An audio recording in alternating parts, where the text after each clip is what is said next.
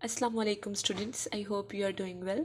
आज हम स्टार्ट करेंगे 9th क्लास की बायो का चैप्टर नंबर 5, जिसमें आज हम करेंगे अपना lecture number 1, level of organisation. So let's start with the lecture number 1। Students, अगर हम लेवल ऑफ ऑर्गेनाइजेशन की बात करें तो the level of organisation in multi cellular organisms. So, our chapter number 5 is tissues, organs and organ system। यानी कि हम इसमें टिश्यूज़ के बारे में पढ़ेंगे, ऑर्गन्स के बारे में और ऑर्गन सिस्टम्स के बारे में। सबसे पहले जो हमारा लेक्चर नंबर 1 है वो है levels of organisation. The level of organisation in multi cellular organisms. Multi cellular organisms कौन से होते हैं? हम यानी कि जो मल्टीपल सेल से मिलके बने होते हैं, जैसे ह्यूमंस हैं, एनिमल्स हैं, एक्सेट्रा।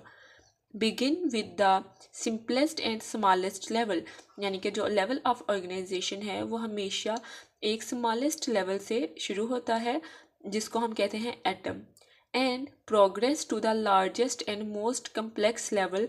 और बढ़ता बढ़ता कहाँ पे चला जाता है? सबसे लार्जेस्ट और कम्प्लेक्स यानी कि बहुत ज़्यादा पेचीदा लेवल के ऊपर, जिसको हम कहते हैं द ऑर्गेनाइजम्स। यानी कि सबसे पहले क्या होता है? एटम, और देन हमारे पास पूरा ऑर्गेनाइजम्स बन जाते हैं।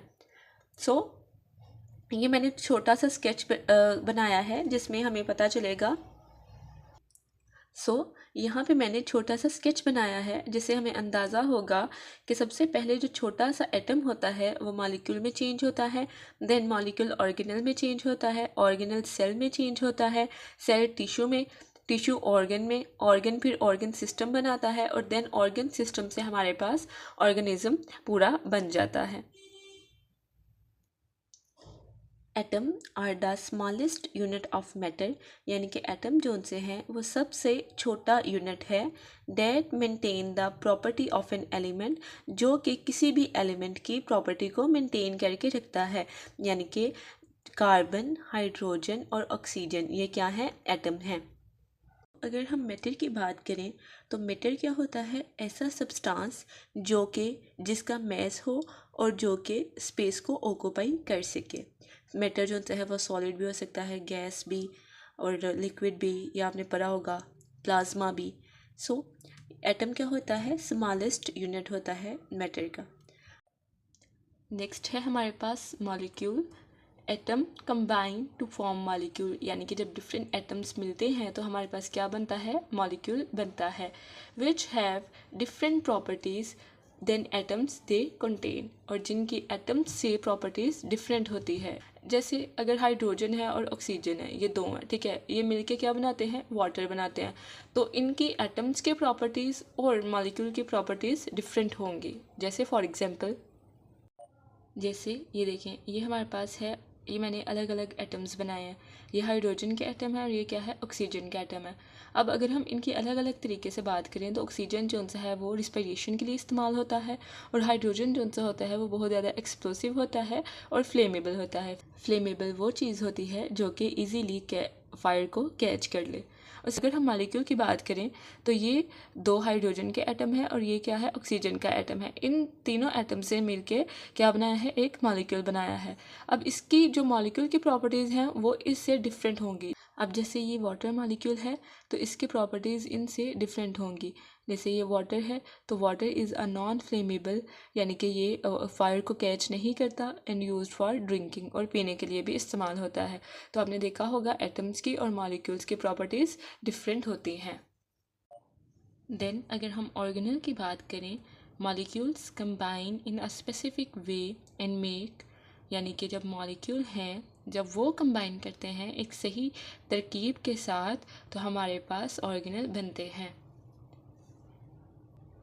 And make sub cellular level organelle. Sub cellular level का मतलब है tiny structures present in a cell. यानी कि अगर छोटे छोटे स्ट्रक्चर्स सेल में प्रेजेंट हो, जिस तरह हैं organelles.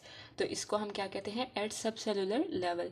Each organelle is specialised to do a particular function, यानी कि हर एक ऑर्गेनल का एक स्पेसिफिक फंक्शन होता है, हर एक ऑर्गेनल अपना एक स्पेसिफिक काम करता है। जैसे माइटोकॉन्ड्रिया है तो आपने पढ़ा था ये सेलुलर रिस्पायरेशन के लिए रिस्पॉन्सिबल होता है। और इसी तरह है राइबोसोम, जो कि प्रोटीन फॉर्मेशन यानी कि प्रोटीन सिंथेसिस के लिए इस्तेमाल होता है।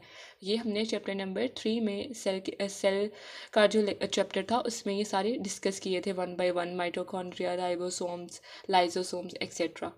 अगर आपने नहीं देखा तो आप लोग वो लेक्चर देख सकते हो। देन अगर हम बात करें सेल्स की, तो व्हेन ऑर्गेनल्स असेंबल का भी मतलब होता है कंबाइन होना। जब ऑर्गेनल्स आपस में मिलते हैं and interact with each other, और आपस में इंटरेक्ट करते हैं, दे मेक सेल, तो वो सेल बनाते हैं, द स्मॉलेस्ट यूनिट, जो कि सबसे छोटा यूनिट है ऑर्गेनिज्म का।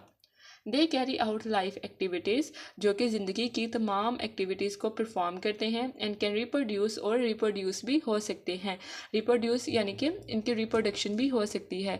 जैसे हमने चैप्टर नंबर 4 में सेल साइकिल में पढ़ा था, माइटोसिस और मियोसिस के थ्रू इनके डॉटर सेल्स होती हैं, देन दोबारा ये रिप्रोड्यूस करते हैं। तो ये सारी चीज़ें।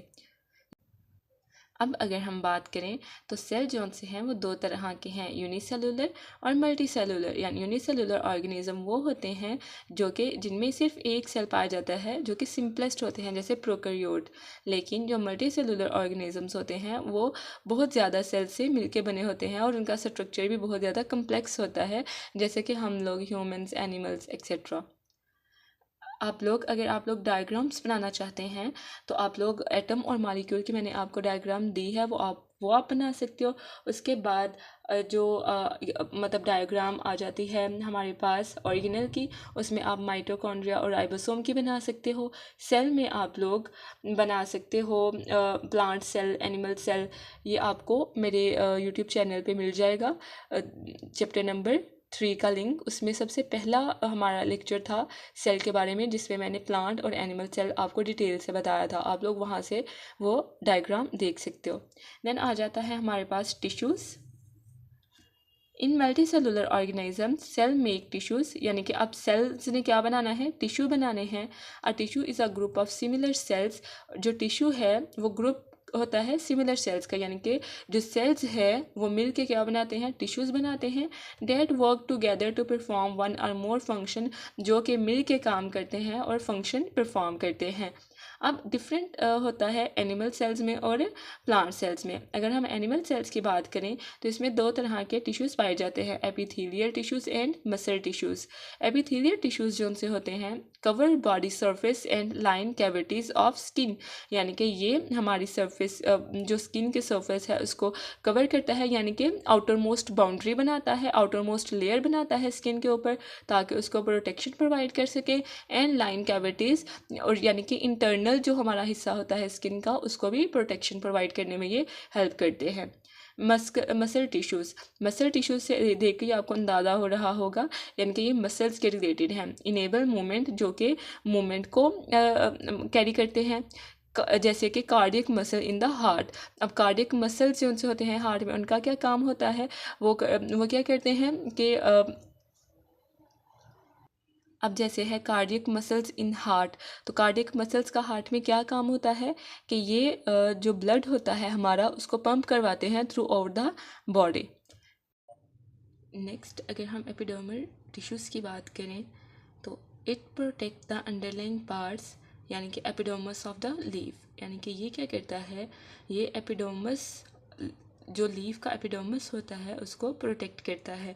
अब एपिडर्मस क्या होता है, एपिडर्मस जो सा होता है वो आउटर मोस्ट लेयर होती है सेल की, जो कि लीफ के आउटर और इनर पार्ट को प्रोटेक्ट करने के लिए इस्तेमाल होती है। ठीक है, यानी कि इसको ये एपिडर्मस क्या होता है, जो लीफ को प्रोटेक्ट करता है, उसकी आउटर पार्ट को भी और उसके इनर पार्ट को भी। देन आ जाता है हमारे पास vascular tissues, transport water and nutrients. इनमें जाइलम और फ्लोएम आ जाते हैं। जाइलम जो सा है वो प्लांट्स में वाटर ट्रांसपोर्ट करता है, और फ्लोएम जो सा है वो न्यूट्रिएंट्स ट्रांसपोर्ट करता है। अगर हम टिश्यूज़ की डायग्राम की बात करें तो आप इसमें सिंपली एपिथेलियल टिश्यूज़ के डायग्राम बना सकते हो, इजी सी। ये मैंने रफ सा स्केच बनाया ताकि आपको आसानी हो बनाने में, तो ये आप सिंपली बना सकते हो।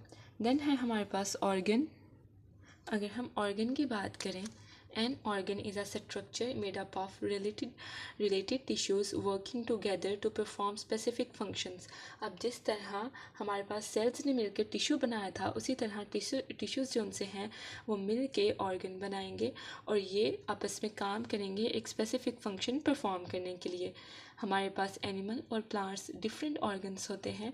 जैसे एनिमल्स में हमारे पास कौन सा होता है, हार्ट होता है जो कि पंप करता है ब्लड को। लंग्स होते हैं जो कि गैस एक्सचेंज करने में हेल्प करते हैं, जैसे हमारे पास इनहेलेशन, एक्सलेशन यानी कि सांस लेना, सांस बाहर निकालना, इस तरह। और इसी तरह प्लांट में क्या आ जाते हैं, हमारे पास लीव्स जो कि फोटोसिंथेसिस में मदद करते हैं। फोटोसिंथेसिस एक ऐसा अमल होता है जिससे प्लांट्स अपनी खुराक तैयार करते हैं। उसके बाद है रूट्स जो कि पानी एब्जॉर्ब करते हैं, न्यूट्रिएंट्स एब्जॉर्ब करते हैं सॉइल के अंदर से और उसको प्लांट तक पहुंचाते हैं। तो ये हमारे पास होते हैं ऑर्गन्स। इनमें आप लोग सिंपली हार्ट का स्ट्रक्चर बना सकते हो, और हार्ट का स्ट्रक्चर काफ़ी कम्प्लेक्स हो जाता है तो आप लोग सिंपल इसमें लीव या प्लांट का स्ट्रक्चर भी बना सकते हो। अगर आप सिंपल हार्ट का स्ट्रक्चर बना सकते हो तो वो भी आप इसमें बना सकते हो। देन आ जाता है हमारे पास organ system, consist of an organ that work together to perform related functions. अब ऑर्गन जब मिलते हैं तो हमारे पास क्या बन जाता है, ऑर्गन सिस्टम बन जाता है जो कि फंक्शंस परफॉर्म करता है। एनिमल्स में हमारे पास कौन से ऑर्गन सिस्टम होते हैं, जैसे सर्कुलेटरी सिस्टम। इसमें हमारे पास क्या होता है, न्यूट्रिएंट्स और ऑक्सीजन जो उनसे हैं वो ट्रांसपोर्ट होते हैं। उसके बाद डाइजेस्टिव सिस्टम है जिसमें हमारे पास फूड एब्जॉर्ब होता है, उसकी ब्रेकडाउन होती है ताकि वो इजीली हम उसे डाइजेस्ट कर सकें। तो ये हमारे पास होता है ऑर्गन सिस्टम। उसके बाद आ जाता है हमारे पास प्लांट में जो कि है रूट सिस्टम। रूट सिस्टम क्या होता है, ये प्लांट्स को एनकोर करता है, यानी कि प्लांट्स को स्टिक करके रखता है ज़मीन के अंदर and absorb water and nutrients. उसके बाद आ जाता है शूट सिस्टम जिसमें हमारे पास ये प्लांट को सपोर्ट करता है और फोटोसिंथेसिस में भी हेल्प करता है। तो इसमें आप लोग सिंपली एक प्लांट भी बना सकते हो, कोई भी ऑर्गन सिस्टम बना सकते हो। देन हमारे पास आ जाता है ऑर्गेनिज्म। ऑर्गेनिज्म स्टार्ट करने से पहले अगर आपने मेरे चैनल को सब्सक्राइब नहीं किया तो आप मेरे चैनल को सब्सक्राइब कर लें ताकि आपको आने वाले तमाम लेक्चर्स मिल सके। इसकी डायग्राम्स जो सी हैं वो बहुत ज़्यादा इजी भी बन सकती हैं अगर आप इसकी ट्राई करें तो। और ये मेरा नहीं ख्याल कि ये डायग्राम आपको दोनों दोनों बनाने की ज़रूरत है, आप इसमें सिंपली जो आपको एक ईजी लगे वो आप लोग बना सकते हो। उसके बाद आ जाता है हमारे पास organism. An organism is a living entity that can function independently on behalf of the proper functioning of its organ system. यानी कि जो ऑर्गेनिज्म होता है ये एक फुल इंडिपेंडेंट एक होती है स्पीशी जो कि हमारे पास क्या करती है, डिफरेंट फंक्शंस परफॉर्म करती है। जैसे हम हैं, ह्यूमंस हैं, हम एक ऑर्गेनिज्म हैं। इसी तरह डिफरेंट ऑर्गेनिज्म होते हैं, जैसे ट्रीज़ हैं, प्लांट्स हैं। इस तरह हर एक क्या होता है, डिफरेंट एक ऑर्गेनिज्म होता है और हर एक अपना स्पेसिफिक फंक्शन परफॉर्म करता है। इसमें भी आप लोग किसी एनिमल की, किसी भी जो आपको इजी लगे, किसी बर्ड की या किसी ट्री की पिक्चर बना सकते हो। So it's all about today. अगर आपको मेरा लेक्चर अच्छा लगा हो तो please do subscribe and share. Thank you so much.